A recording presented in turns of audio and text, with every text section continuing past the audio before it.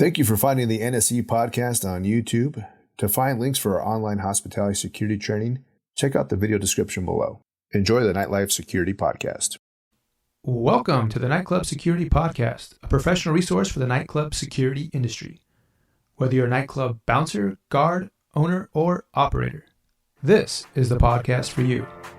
We're here to inform, educate, and entertain. Let's get started.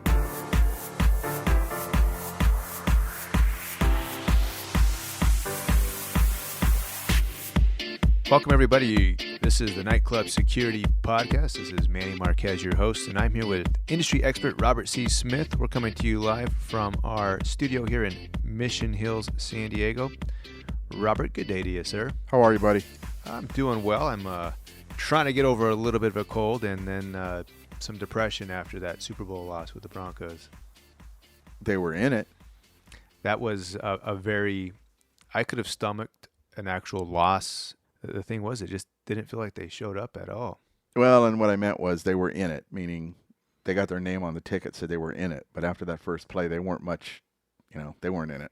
Yeah, again, the loss was something that was understandable. It was the barrage of text messages and email messages from college buddies who are Raiders fans. Well, you put yourself out there. On social media, you put yourself out there. You're posting different photos, rah. I just posted a couple pictures of the Broncos. I put a Broncos horse on my profile. You got to support it, right? Yeah. To not do it would have been... Yeah, and, the Chargers weren't there, so I'm all for you. Good for you. So, Peyton Manning, if you're listening to this, let's get back to the drawing board and maybe next year. I think he's probably got one more year left in him. And after that, we're on to something different.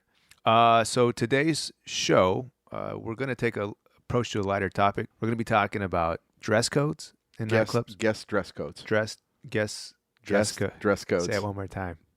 Guest dress codes. Perfect. And but before we get started with that, we wanted to do our normal shout outs. A couple people we want to talk about this week. The first one is a client that we had out in Florida. You just got back from a training about a week ago. In Orlando. Why don't you tell us about George and his crew? Good operation. It's a live music venue. They've got two parts to it. The foundation is their booking company, but the Beecham and the Social. The Beecham is a pretty large venue, about 1,400 capacity. Social's a little bit smaller, about 300 to 400. They do a lot of live operations. Even the second day of training, they were doing a live music act in the Social next door to us, charity event. But George Maltezos, George, if you're listening, thanks. Great job showing me around, getting your people there. We had over 31 people to go to the class. And quickly, George sent a note yesterday. Yeah. Sent an email. I'd like to thank you for the training class. It was a pleasure working with you and your training. We've always wanted to find a comprehensive training class for our security team, something that would be recognized and accepted. And he goes on to say that he knows he's found that with our program. He wants to work with us in the future. He was impressed that I kept the flow going and the interest level high among his group. He was worried that they wouldn't be able to retain, but he's already seen an improvement. So, one of the things that surprises me, Robert, is when we do these trainings, not necessarily everyone is on board. You have bouncers, the managers, the ownership. A lot of times we come in, through like someone like Pike, and we're doing this through an insurance agency. And so not everybody is necessarily on board. And I can only imagine that if I was an employee working for somebody and my boss told me I had to be inside of a training for 6 hours a day for the next 2 days, it wouldn't be at the top of my list. Now, not only that, Manny, imagine if you think you know your job pretty well and you've attended other similar, what you think are similar classes. And in the past, those similar classes have been a waste of time for you. You got nothing from them. And then I walk in, and I've got to confront that without confronting it. The attitudes and the ideas and the preconceived notions of what they're going to get. Yeah, and me as an outsider, because I'm not actually the one speaking at the classes. Sometimes I'll chime in if I'm there and have a point to make. But Robert does a majority of the training, and it's always fun to watch the body language of your audience, because you'll the first 10 minutes. Yeah, first 10, 20 minutes, even half an hour, you'll see crossed arms, you'll see people not buying into it. But as they start getting into the material and as points are being made, and they really have an understanding of your approach of how to teach the material, you quickly, win them over, and they begin to understand where you're coming from with this material. One of the sentences I got in George's email that I just read, I didn't read it to you before, but it says, the comfortable atmosphere you provide during the class really had everyone involved and helped to get them to absorb and learn the material. And I learned from my first class in 1998 that if you cannot get them to believe in you as a presenter standing up in front of them, they're not going to take anything else you say.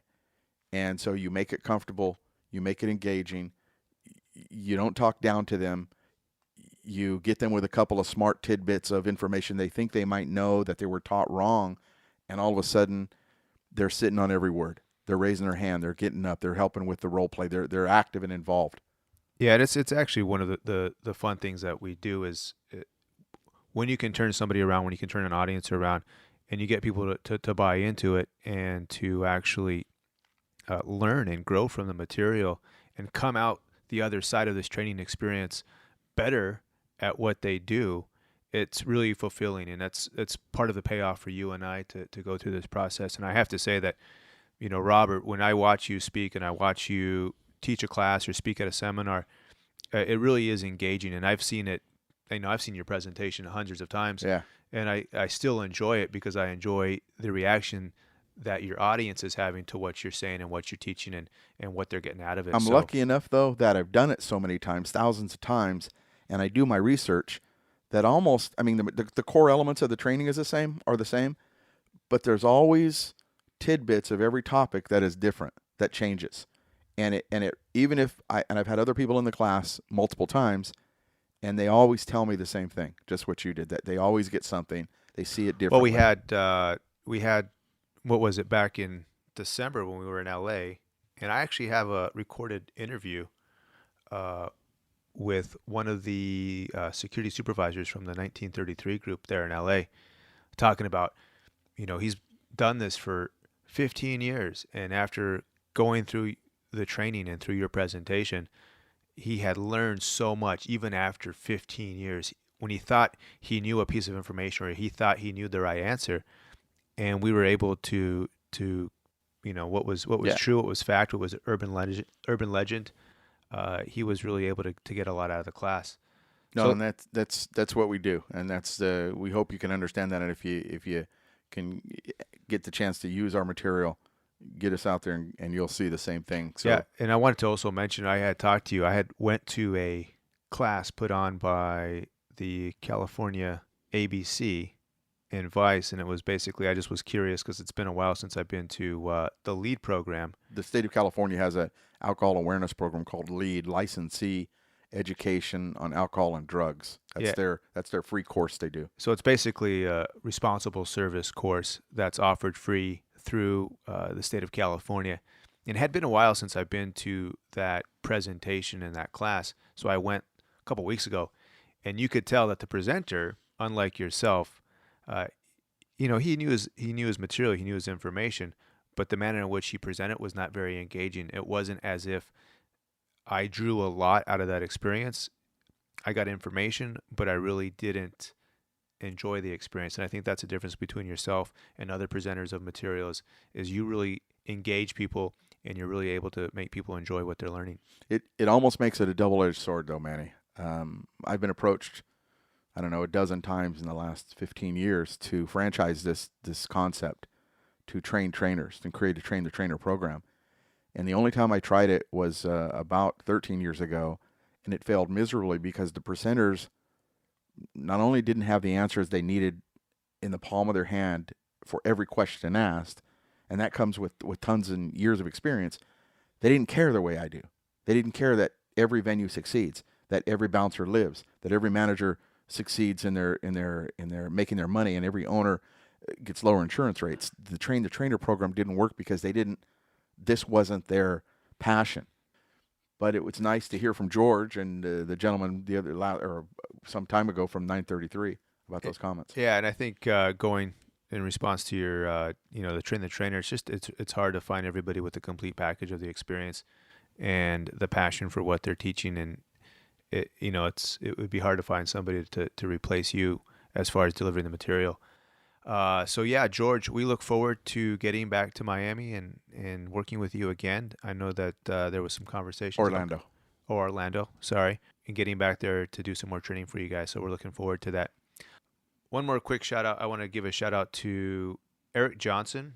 And Eric, he actually was a former bartender of mine. He's gone on to be a part owner and general manager of a place called the Sycamore Den. There's a lot of those guys out there. Buddy. I know. I think we should probably put together a family tree of everybody that I have worked with that's gone on to do some different stuff, which is pretty neat to see. Yeah. It's neat to see that guys that you worked with at a younger stage in their career have gone through, developed, and have been able to open up their own places. So that's pretty neat. So Eric is one of those people, and Eric has partnered up with a gentleman by the name of Mo Eri, and Mo actually runs a place in Pacific Beach called Thrusters. And they actually came to us for a solution for our online training to do the PSO course through us. And Eric has gotten his team to go through the actual course and get up and running. And I actually had a meeting with him yesterday. So we're helping him get licensed, get up to compliance with their ABC regulations. And for those of you that don't know, that aren't from California, the PSO is proprietary security officer. For the last 3 years, 2011, it became law that every in-house guard or bouncer have a PSO certification training and a background check and registration with the state. And that's what you're helping with Thrusters. Yeah, so we're getting them up and running. Have you ever been to the Sycamore Den? I haven't. Yeah, no. It's up there on Adams Avenue here in San Diego, and it's a small little venue. It's got a kind of a log cabin feel to it. They have some replica rifles on the wall, and you walk in, it smells like maple syrup. It's just like a really warm, welcoming cabin feel to it, and it's in part for Eric. It's an homage to two fathers and his dad. And the way he grew up, it's a pretty neat little place. So if you're in San Diego, get a chance. Sycamore Den, it's a very cool little spot. So today's show, Robert, we're going to be talking about dress codes. Dress codes for guests. Good, bad, and ugly. Yeah, and this kind of a lighter topic, nothing too serious, but we wanted to address it. We had a couple conversations about it. So why don't we just take a short break? When we get back, we'll get into today's topic, dress codes for your guests.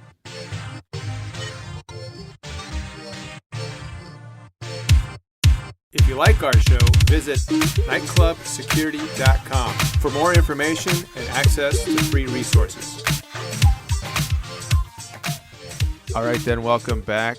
Robert, today's topic is dress code for your guests. And this is something that I think is probably every owner, operator, manager, or bouncer's had to deal with this. And it may not be at the top of your list of issues to deal with, except when you got to deal with it right that night. A guy comes in a pair of shorts, a tank top, flip-flops, and all of a sudden you fall back on your dress code if you have one, or something similar where that it's not written. It's just a verbal policy about, we don't allow tank tops. Yeah, my first experience with really having dress code as an issue was in Pacific Beach when I was working for the Typhoon Saloon. How far away is Typhoon from the beach? Typhoon Saloon is up on Garnett, probably about half a mile from the actual boardwalk. So that's sand, ocean, beach, flip-flops, thongs, shorts, board shorts. The big main point of contention with guests is we didn't allow flip-flops. You had to have closed-toed shoes for males. And it was a constant struggle and issue. And can I speak to a manager? It's always like my first real dilemma with dress code. It's when I first started this work, I believed in dress codes wholeheartedly. And as time has gone by, I've learned a lot about them. And although I'm positive there's no hard research on this, I really believe, based on what I know from personal experience with venues I've worked with, that there have been more problems based on silly or lack of thought out dress codes than is worth the risk or the reward rather from having a dress code. So why would a club have a dress code? Well, you know what? You mentioned earlier that we just did some Florida training, and the first venue we did was Wonderland Gentlemen's Club in Miami. And for those of you, I loved Wonderland, loved the setup. Carlos, Antonio, you're doing a great job there. They run a high-end venue.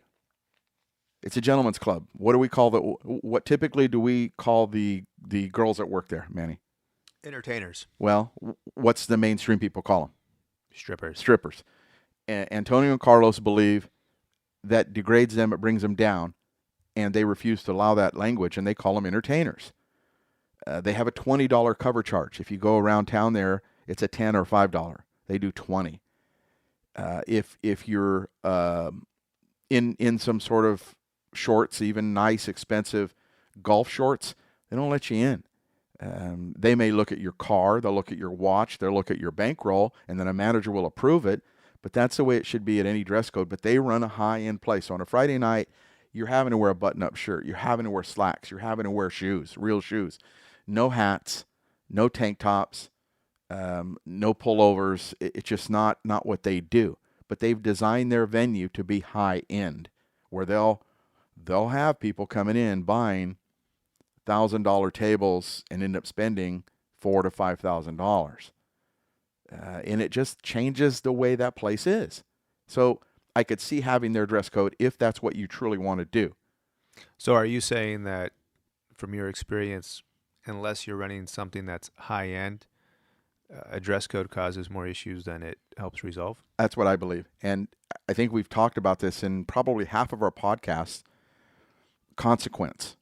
One of the phrases I use during my training is, and I know some of the listeners are thinking, oh, that's bull, Bob. You don't know my crowd. You don't understand what we deal with. Dress code, sagging pants, red bandanas, baggy white T-shirts, baseball caps. Okay, let me ask you, listeners, when is the last time, and be honest, a baseball cap cocked sideways ever started a fight? Manny, can you name one time a baseball cap started a fight? No, but I think that why operators do it is because they're trying to tailor their crowd so that they limit the amount of issues that they might have. Okay. Now that's the argument. That's the argument. You know what I just felt right now? I felt by the time we're done on this podcast, you're going to be on my side because you believe in dress codes. I didn't say I wasn't on your side. Oh, okay. But I think as an operator, you believed in dress code because it can tailor the type of crowd you get. My philosophy is you can tailor the type of crowd you get by consequence. So here comes, and what are we really saying? Many dress codes out there across the country, and I know the operations you did, it wasn't about this, but I know several, and I'm going to say it. Many of the dress codes were there to address young black males. And so they do a dress code that would exclude them. Well, it didn't matter whether you're brown, black, blue, male, or female. If you're going to be an ass and do something stupid in the bar, it didn't matter if you had a hat or a baggy tee. Well, I think it's similar to what, and even though I'm sure law enforcement individuals won't admit to it, it's a form of profiling. And profiling is totally legal. It's what you do after you obtain the profiling information that is illegal. So an operator is looking to profile a certain type of clientele, and based on that profile, what they typically would wear, preventing their entrance, hopefully eliminating problems. Excessively. Which logically on the surface seems reasonable. Absolutely. On the surface, it seems totally reasonable. However, if you can just take a second and stand back and look at what you're trying to do. We're trying to run a safe place. What does that mean? No fights. No one's hassled. No bottles are thrown. We don't have to throw anyone out for inappropriate activity. Think about the 4 things I just mentioned. None of those have to do with a baggy pair of pants, a pair of shorts, flip-flops, or a hat. And I think one could probably argue that if you had a team in place, a security team that was proactive, observant, was able to identify issues before they started by body language, the need for a dress code is significantly less because you have a staff that can identify issues before they happen, regardless of what that individual's wearing. And to me, it comes back to consequence. If one of the venues I worked with a long time ago was in a casino, and they felt that their dress code was too lax, so they implemented an even stricter dress code where you had to have button-up shirts, slacks, a normal shoe, no tennis shoes, no boots of any kind. And I tried to tell them that you're just going to have turds dress up with a button-up shirt, and you're still going to have the problems you had. They're just going to go buy a button-up shirt, 2 for a price of 1, and share with their buddy and come in and still have the same behavior. You have to stop the behavior. You just reminded me of a story. Can I tell a story Yeah, real quick? yeah. So when I was in my college days, we were in San Francisco, and I was with a buddy of mine, Ralph Lopez, and I wasn't able to get into a place because I had tennis shoes on. And just by chance, we were talking to somebody in line, and some girl said they had some new shoes in the back of their car that she had just bought for her father. And so we paid $40 for this pair of shoes. 2 sizes too small, but I put them on. And I hung out the whole night at this club. And you got in. I got in, but my feet hurt the whole Did you cause trouble? No, I couldn't. My feet hurt the whole night. But I mean, it kind of goes to my point, though. You wore a pair of shoes. You were still the same guy. Yeah. Tennis shoes or dress shoes, 2 sizes too small, you're the same guy. If 3 young Hispanic males walk in and they all got white tees, nothing tells you they're going to start a fight. When they start throwing up gang signs, when they walk in and they mad dog someone, boom, they got to go. White T-shirt or dress shirt, they got to go. What about, not necessarily of issues, but what about public perception? What about the perception from the rest of your clientele? You know, if you don't have a dress code in place, one argument is what is your regular clientele going to think? Well, who is your regular clientele? In your case, we're talking at the venue you mentioned earlier, you're half a mile from the beach. Who's your clientele? But I mean, separate the. Let's not go with the flip flop. Okay, let's go with hats. Let's go with wife beaters. Okay, the common name for a white ribbed tank top. Who wears them? Well, I mean, some people wear them under dress shirts. Generally, you're going to associate that with some sort of gang affiliation, or you're going to associate it with a or white trash, a redneck, or white redneck. trash. Yeah. But it only fits if it fits. A tank top coming into place. If you don't want tank tops, are you only doing it for men? Because I guarantee you're going to let a nice red tank top on a 36 double D busted female. She's going to walk right in. So what are you really trying to do? Eliminate the guy or the tank top? Because the tank top could put the wrong perception out there. Well, I think it's regulating your clientele, which is, I think, a reason why a lot of operators do it. But if your clientele knows, and this is my opinion, if they know that they can't do certain things, they're not going to do those things. You can meet the most gracious of hosts and friends at a bar who are wearing flip-flops, a tank top, and baggy pants, and they could have a few beers and be wonderful people, and no problems would have ever erupted. You would have been not allowed in that bar with your tennis shoes because they profiled you and thought tennis shoes were a lower class of person. You're the same guy. Whether you put those dress shoes on, you're still low class. You're the same guy. Not that you're really low class, Manny. I'm just saying the tennis shoes didn't change you one bit, but they wouldn't let you in. But I'm not the typical. But they profiled you, didn't they? And they used that information against you. That's what I'm talking about. For the police, profiling is okay. For you, it's okay. It's what you do with the information that ends up being bad. And what they did with you is they profiled tennis shoes, probably going to be a low life. We don't let tennis shoes in because we don't want low lifes in. Therefore, they wouldn't let you in. And I think maybe the argument on the other side of that is we try to maintain a standard. Okay. Then if you're maintaining that standard, you better truly have that standard. So your employees show up to work with tennis shoes. They wear black shoes, non-slip soles, don't slip on grease. But they're the employees. So have a standard. Don't have a double standard. Well, that's a relevant point. And it is. It is, Bob. Not in my mind. If you have a dress code, would you let your employees wear a wife beater? Absolutely not. Would you let your employees wear baggy pants? Well, if you have a uniform standard and if you're operating a good operation, then you should have some sort of standards for your employees to abide by. Correct. And I don't think it's totally out of reason to say that you have standards for dress for the guests that come in the front door. And I see your point. I know that sometimes the whole issue of how do you address that at the door, and a lot of times, we've seen a couple of recent news stories where it was because of dress codes. There was one out of Wichita just 2 days ago, I believe. And the dress code not being allowed in was the source of the issue and a shooting. And now we have to think about this case for a minute, because I was going to mention that at some time during this podcast. Several venues I work with have a hat policy, baseball caps, where they can wear them forward or they can wear them backwards, but no cocked hats, no sideways hats, tilting the brim off to the side. You can't do that. You can wear it straight forward or straight back. And some of you listening may have that very same policy, and you think it's there because a cocked hat symbolizes something. It means nothing in the big scheme. It's the person wearing it. So what happens? Come on, guys. What happens? As soon as you let me in, you say what to me? I've got my cocked hat. What do you tell me, Manny?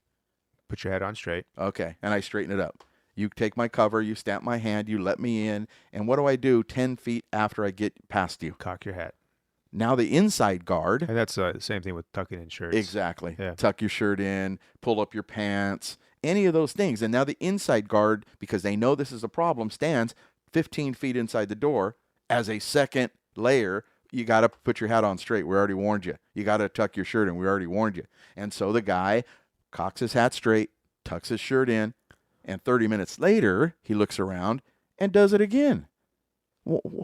What's the problem? And I think dress codes like that are strict, or they just don't seem to make sense. Well, I think those are ridiculous. Back to this shooting we mentioned in Wichita, there's a group of 4 or 5 people, brothers and friends. They go into the bar. Something happens inside where the guards have to confront them about their dress code. The main group decides, okay, we're going to leave. And one of the brothers is still arguing and jawing with the bouncers as they get him out. In the parking lot, all the brothers are going to leave. The group is going to leave except the one who keeps jawing. And because of the dress code, he pulls out a gun and starts firing. Well, the bouncers happen to be armed too, and one of them pulled out their gun and legally returned fire and killed one of the party and wounded the gentleman with the gun. But this started from a dress code. Sometimes not disruptive behavior. Sometimes the dress code itself is the instigator of the issue to begin with, and that's something that's always difficult to handle. I think, in my opinion, it depends on the operator. You're gonna have to make the decision of what's best for you, what's best for your operation. But I think my advice would be is make sure that whatever policies you have in place for dress code, that they're clear, that they're decisive. There's not, when you word them, don't put a lot of chance for ambiguity. Where people can start second-guessing your guard at the door. Yes. Well, it says this, but I don't have this. Well, that's another thing is that if you're going to have a policy, post it, make it visible for all to see. And then in addition to that, don't deviate from it. If you begin a process of, oh, I know this guy and he's okay, and then the next guy comes in and he says, well, you just let him in. Why aren't you letting me in? That's where you start running into a lot of problems, and that's problems that you don't need. So if you're going to have a policy in place, I would say make it decisive, eliminate any chance of ambiguity. I would say also, the little nitpicking things, like either if you're going to do something with hats but only hats on forward, I would just say don't do hats at all. No hats. Again, post those and then stick to it. Real quick, you mentioned hats again, and I wanted our shout out earlier to George at the Beecham. He was telling me what he does for hats on the days that they can't wear them or that they're not allowed. They charge them $10 extra. You want to come in and wear your hat, you pay $10 to wear your hat. And I said, do you mean you're selling hats? He goes, no. We make good money on that. They want to wear their hat inside this bar. We take $10 from them. And I just thought, wow, that's okay. Now the guest has an incentive not to be stupid underneath their hat, because not only do they pay cover to come in, they paid an extra $10 to wear their Boston hat or their solid blue hat or their whatever hat. They paid extra for that, and it gives them more of an incentive. Again, as I mentioned earlier, consequence. They're going to lose that money and not be able to stay in the club if they screw up. You mentioned having dress codes is a good thing, and doing them in a certain way is good, and you get it. And I didn't mean it that you meant they're a good thing, but I want to make sure that, the caveat to that is consequence, in my mind, can trump a dress code. If you're running a high-end establishment, have your dress code, but follow it, just like Manny said.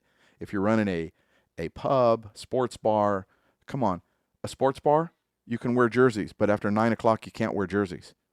You got 42 TVs. You play every game on Sunday and on Saturday, college games, and on Friday night or Thursday night, Monday night.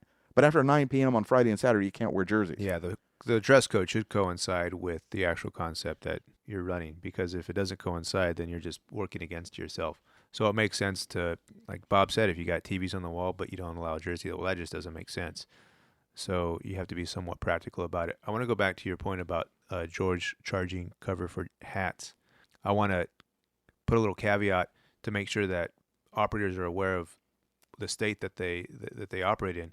You want to make sure to keep that policy for men and women, because if you're charging for something, and this, if I charge only men for wearing hats, but I'm not charging women, in a state like California, that could be considered sexual discrimination. Sexual discrimination, and you could run into a lot of potential problems with that. And state to state, the laws are really starting to change. Out of New York, that sexual discrimination thing is really, I think, going to go by the wayside in the next few years. A judge ruled recently that a bar could charge men more than women, and I don't know if this was that in California? No, it was in New York. All right, but I think that would be it's correct, state to state. Correct, state to state. So Manny's right on checking with your local rules when you make a decision like that on that type of policy. But I think, whether it happens or not, whether you do it or not, it's just another area that could limit the possible problems if you decide to allow hats. One other thing that I wanted to mention while we talk about dress codes is things that are overt and obviously something that you would want to not have inside your club, like any sort of gang-affiliated attire. I mean, if it's obvious and out there and it's something that could cause problems. Well, remember, you got to now describe what is gang-affiliated attire. We can't just put out a word anymore. We have to say what it is. If you look at mainstream society, whether you're a lover of rap music or you're a heavy metal lover, gang attire is now so convoluted. It's not just what it used to be. You wear blue, you wear red. That's it. It's not having a bandana out of your back right pocket or a red belt buckle. Well, I think it depends on the market and where the operation's at, because I'm sure in some communities it's going to be obvious that there's gang affiliation. In other places, like large metropolitan areas in a big city, that's going to kind of be hard to make that call. But here within civil law, now you got to ask yourself, are we turning away a guy because he's wearing a Dodger cap because it's blue and he's a black male, he's affiliated with the Crips, and now do we know we have a gang problem? And that goes into foreseeability. You have to be real careful when you start using gang-affiliated attire. If you don't want to let that nature of person in, have a dress code and have it strictly enforced. No hats. No blue hats. You could do that. No red hats. No bandanas, either being worn on your belt, in your pockets, around your wrist, around your ankle. No bandanas whatsoever. But it goes back to Manny's point of you have to follow it. Yeah, another area that plays into is for biker gangs when they wear their patches. Leathers, patched out, showing their colors. And it's funny because it's interesting. Working in Fresno, I know we had a couple of rival bike gangs, but the understanding was, and they abided by it, is that they wouldn't wear their patches inside. And you know why that was? You know why they came to that simple understanding amongst themselves? From my experience. Well, for them, it was just they wanted a place to hang out. They don't have a lot of places they can go without being hassled. So once they find a place, and if you deal with them appropriately, politely, nicely, fairly, like anyone else, they'll probably, okay, we'll leave our pledge, the newbie, the rookie, out to watch our bikes and our colors. He'll watch our gear. while you come in to have a nice time. So again, that depends on what market you're in, and if you have that sort of crowd, it's something to consider. What else, Robert, on the... Just weigh carefully when you go to implement or you go to enforce your dress codes. Does the risk of enforcing that dress code or using it outweigh the benefit of what you're trying to do as a hospitality venue? The flip-flop comment Manny made earlier at his beach bar is perfect. A sports bar in jerseys is perfect. And when you go to headgear, I know a client that turned away 2 males, Jewish males, wearing yarmulkes because the employee viewed that as a hat, headgear. That's a hat. Yeah, it's a hat. It's headgear. And they wouldn't let him in. That's very dicey, and you got to make sure that... And here they come into the bar to hear, I don't know who play or what DJ or what music or sit down and eat, and they got their yarmulkes on, and he's turning them away. Managers, if you're listening, you got to get your people up to speed on this kind of thing, and that would be one. And it's a good thing to talk. Turbans. Yeah, it's a good thing to talk about because, you can't just assume as a manager that your door guy is going to know what to do in that situation. And in part, why we do these podcasts is because we bring up topics like this. It's something to consider, and it's how are you going to deal with that? The final thing that I would bring up about your dress code, be smart about it. Really think it out. Why are you implementing a dress code? And if you say, and you got to be honest, if you're trying to eliminate a certain type of person or a demographic of people, the dress won't do it. The dress code won't do it. It may limit it for a while, but if you're still allowing the bad behavior to go on, you're going to have a problem bar or club. My advice to you, live with your dress code as best you can, but better yet, have a set of consequences. If they get out of line, there is no second break. There is no second chance. It's not about your hat. It's not about your baggy pants. It's not about your untucked shirt. If you say things that might incite other people, they got to go. If you're bumping into people because you think you can walk through the crowd the way you want to walk with the big boy steps, you got to go. If you're coming in and yelling, West Side or East Side or whatever your gang affiliation might be, and you consider that words that might incite someone else, you got to go. Consequence may trump a dress code. Yeah, and I think dress code is it's one facet. It's a tool that can be used if it's done properly. I'm sure it helps operators. It could also hurt you. But it's only one aspect of what you're doing and what you're trying to accomplish in keeping your venue safe and secure for your employees or your guests. So it'd only be one facet. You still got to consider, are my guys properly trained? Are we proactive on what we do on the inside?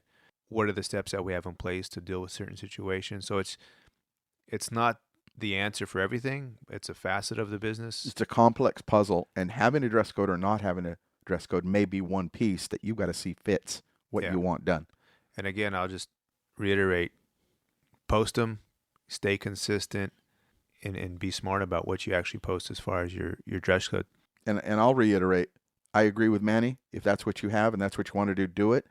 But I would also suggest you take a real hard look at, do we really need a dress code? Or could we eliminate our problems not by limiting the clothes, but limiting the people? Sorry, you can't come in. Your attitude. Sorry, you got to leave. You're being disruptive. All right. Well, we'll end it there, Robert. I think we're going to take a short break right now, unless you have anything to add. No, I'm good. All right. Well, why don't we take a short break? We'll come back, and we're going to do the news for this week at the end of the show here, and then just a couple of quick announcements. So stick with us.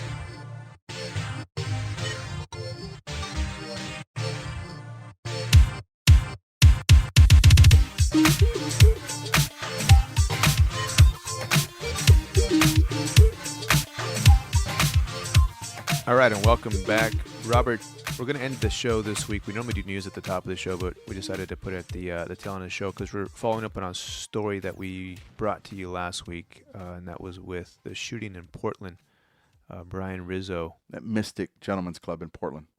And so we've had some updates on that. You want to tell us about that? Yeah, thanks for the emailers or the people that sent us some notes on this. We were following it pretty close too. This was the case where Brian Rizzo was working the door, refused entry to a guy because he just didn't feel right about it. The guy was saying some things, doing some things that were antisocial enough outside the club that Brian didn't want to let him in. Brian turned him away. He felt weird about it. Sure enough, the guy came back about 30-something minutes later with a gun, had a mask on, shot Brian in the head.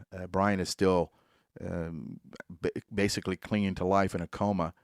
And the guy shot a couple more rounds off, hitting a couple people. As he was leaving, Brian's partner, Jonathan Bear, pulled out his concealed firearm and shot the assailant 2 or 3 times, and he later died of his wounds.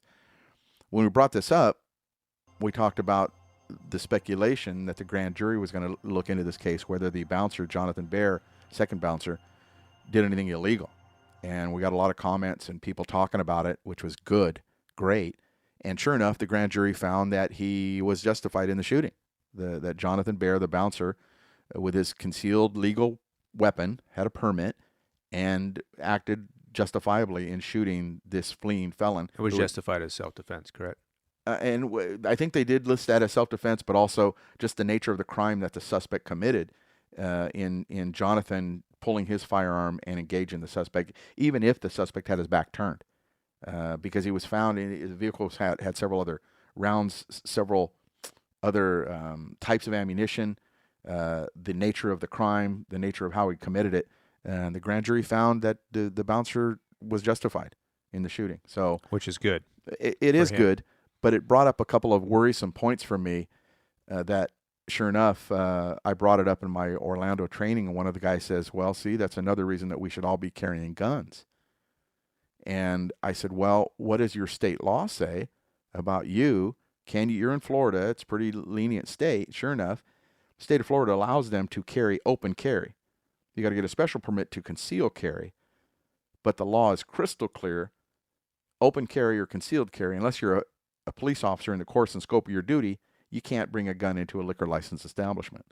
So it kind of, the bouncer was, well, then we can't be armed. I said, yeah, you can't be armed. And your ABC laws put that out there that way. So you have to be careful and check your laws regarding the carry. And the other part about this article, or about this story, there's a website that was started some time ago, a little bit ago, about a week and a half ago, regarding... Before you go on to Brian's fundraiser, so criminally he's was justified. Is there still a chance that the venue could be civilly liable for the family of the victim? Not the victim, but the suspect who fired the shots first, who was killed by Bear. And remember, when we did our civil liability section, for those of you that listen and know what I'm going to tell you, remember, your liability window is never closed. You can be sued for anything. And if his family chooses to sue, they'll probably find an attorney to claim that Jonathan Bear didn't have a policy for work to carry his firearm, that his managers didn't know. These things that they'll try to dig out to make the venue look bad for Jonathan's actions. So the main point is there's 2 aspects of this, actually multiple aspects, but one of them is the criminal side of things. And so criminally, he was justified in his actions. But what I also want people to consider is there's also that side of the civil liability, and to which there could be a monetary settlement for the family. Correct. So just something to consider. Even though you're cleared on one side, it doesn't mean you're cleared on the other side. Yep. You wanted to mention a website for Brian Rizzo's for him. Yeah, it's an open source website, youcaring.com. You can search. Actually, we'll have a link. Yeah, we'll have a link on the show notes. But yeah, they're doing a little fundraiser for Brian. They're trying to raise money. God forbid he doesn't survive. They take him off life support, whatever the case may be.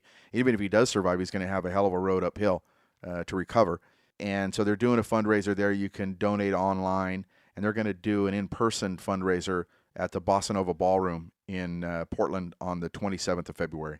So if you get a chance, we'll have a link to that. You can see the flyer, or you can see the website if you choose to donate to that.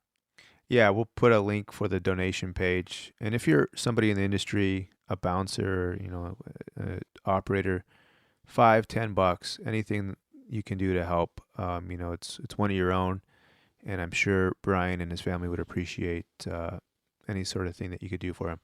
What else? We got some dates coming up we wanted to talk about. Yeah. The big thing you got coming up is your conference in Houston. Hospitality Lawyers Conference in Houston. It's kind of a unique event that we're going to attend. I'll attend.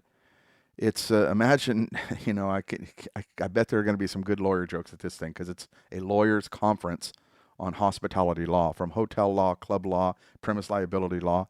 And I'm going to go just to see and maybe do some fishing there. Possible clients, possible training areas. They're not always the sharpest of tools related to premise liability in the bar and club world. And I think there may be an in for our company. And so I'm going to attend that seminar in Houston this coming Sunday, Monday, and Tuesday. Yeah, I was taking a look at the website and the topics that will be covered. And it seems really interesting. I actually wish I was headed out there with you, but I'll be here in San Diego. Another date we got coming up is in March 24th, 25th, and 26th. It's the Nightclub and Bar Show. We talked a little bit about it on our last show, but Robert, you're going to be speaking at that show on Monday the 24th at 2:10. The topic will be use of force. Understanding legal use of force. It's kind of a unique way we did this though. Chris Udarte from Bar Business Magazine will have an article out there later this month, part 1 of a 3-part series. Part 1 will be the article in his magazine, Bar Business Magazine. Part 2 will be on our website, and the podcast we'll do in a couple of weeks regarding use of force. And then part 3 will be kind of the wrap-up at the show. Yeah, so if you're going to be able to make it out to this show, we'd love for you to come by the breakout session that Robert's going to be putting on. Again, that's going to be Monday at 2:10, Monday the 24th. And if you do make it to the show, stop in and make sure you say hi and let us know you listen to the podcast. It'd be great to meet you. We'll have a booth on the show floor. I think our number is 115.